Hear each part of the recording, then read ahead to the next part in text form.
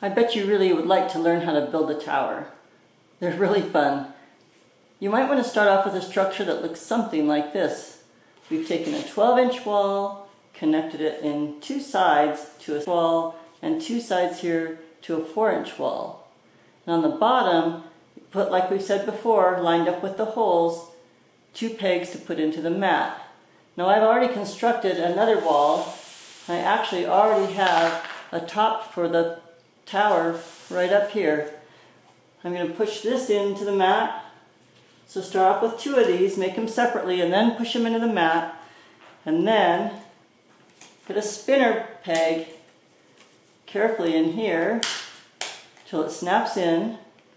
And then slide it into the small 4x4. And then to give it strength, because we don't really want it to spin, we're going to stick a peg right here, and we can stick the side of the spinner right there. And so now the surface is very solid. Now it still seems a little flimsy here in the middle, but we're going to put that ramp in. So let's turn it around. This is a pretty darn tall tower. First thing is, you want to attach this underneath here so it doesn't get in the way of your robot coming off the tower.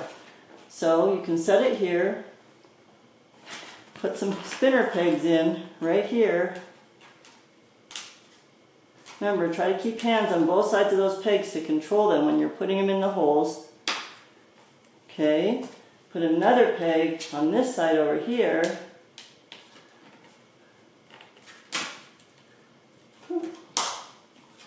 Snap that one in, and then put your ramp in.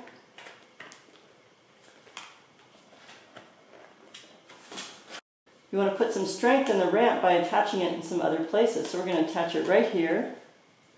I'm going to move it down just a little bit more. There we go. That's better. It takes a little bit of time. You have to be patient, but it's worth the result in the end. Okay, we've got this one spinning. So we're going to attach our wall to this side, our ramp.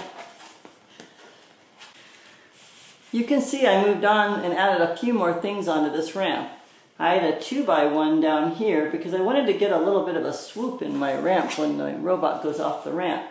I also added a little 1x in the back, so if I'm using some kind of a ball to come off the top of this, even if it's not a robotic ball, I don't want it to roll off the bat. Another thing you might do for something, especially if you're working with like a Sphero Mini or sometimes a bolt, is to put a little tape over the middle hole so it doesn't get stabilized in that hole and not want to move. Got a ramp, put the robot on, the robot comes down, you're trying to get it to land in this hole. Okay, let's give our ramp a test. I'm not going to drive this Sphero Mini, I'm just going to knock him down and see what happens.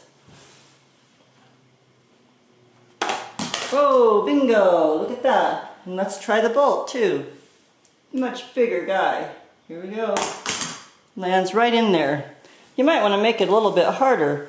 Make double hoops so that you have a true skee-ball game. Or maybe it's more fun to build up some targets with some blocks. Let's give it a try.